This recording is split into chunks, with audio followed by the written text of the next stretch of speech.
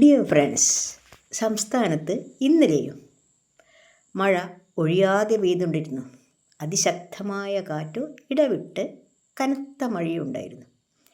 കാറ്റും മഴയും തുടരുമെന്നാണ് കേന്ദ്ര കാലാവസ്ഥാ വകുപ്പിൻ്റെ മുന്നറിയിപ്പ്. വ്യാഴാഴ്ച ജില്ലയിൽ യെല്ലോ അലേർട്ടായിരുന്നു. ജൂൺ 28 വരെ ശക്തമായ മഴയും മണിക്കൂറിൽ 50 കിലോമീറ്റർ വേഗത്തിൽ കാറ്റിനും സാധ്യതയുണ്ടെന്നാണ് പ്രവചനം.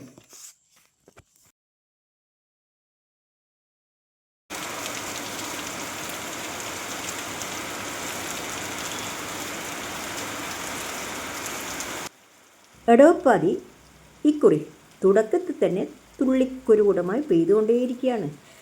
ഇന്നും ഇടവിട്ട് ശക്തിയോടെ മഴ പെയ്യുന്നുണ്ട്. തെക്ക് പടിഞ്ഞാറൻ കാറ്റാണ് ഈ മഴ കൊണ്ടുവരുന്നത്.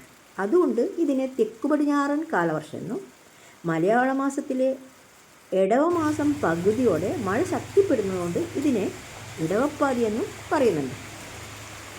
മഴയും വെയിലും കണ്ണുകൊത്തിക്കളിക്കുന്ന കാലം, അതാണ് കേരളത്തിൻ്റെ മഴക്കാലം. 3-4 ദിവസം മഴ തുടർന്നാൽ പിന്നെ ഒരു ഇടവേളയിൽ വെയിൽ കടന്നു വരും.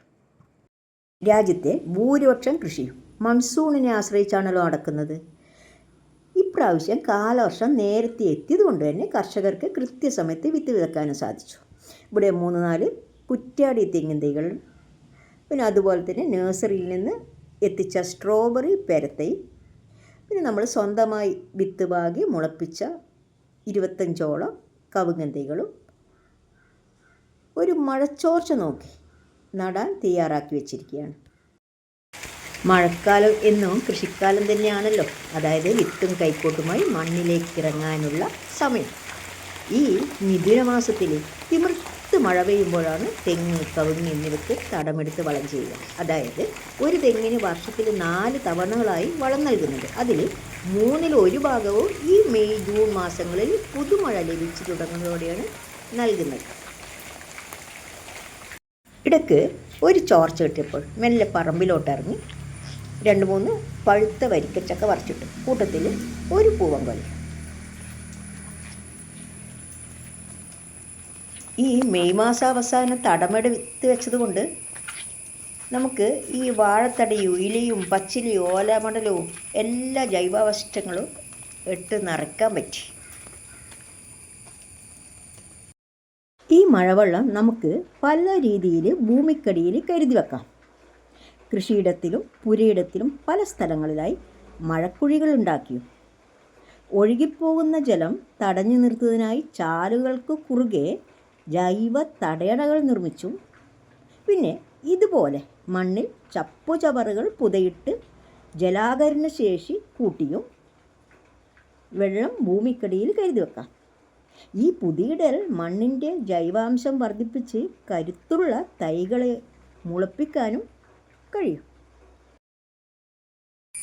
പയറ് കൃഷി ചെയ്യാൻ ഏറ്റവും അനുയോജ്യമായ സമയം ഈ ജൂൺ ജൂലൈ മാസങ്ങളാണ്. അതുകൊണ്ട് നല്ല നീർവാർച്ചയുള്ള സ്ഥലം നോക്കി തടയെടുത്ത് വെച്ചിട്ടുണ്ട്. തിരക്കേറിയ ജീവിതത്തിൽ അല്പസമയം മഴയോടൊപ്പം കൂട്ടുകൂടിയാൽ നമുക്കും കിട്ടും ആയാസവും ആനന്ദവും. ഈ മഴക്കാലം പാമ്പുകളുടെ പ്രജനനകാലമാണെന്നാണ് അറിവ്. പറമ്പിൽ മുഴുവൻ പുല്ലും കാട്ടുവള്ളികളെല്ലാം പടർന്ന് പിടിച്ചിട്ടുണ്ട്. ശ്രദ്ധയോടെ തന്നെയാണ് ഓരോ ചുവടും വെക്കുന്നത്. അപ്പോഴാണ് തെങ്ങിൻ്റെ ചുവട്ടിൽ വീണ 2 തേങ്ങ കാണുന്നത്. കണ്ടപ്പോൾ ഇതുവരെ ഉണ്ടാകാത്ത സന്തോഷം തോന്നി.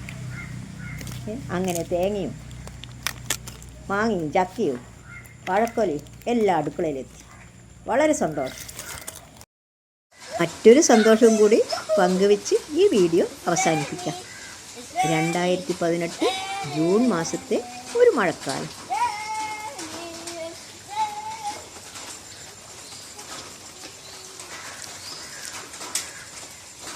നന്ദി, നമസ്കാരം. Thank you for watching.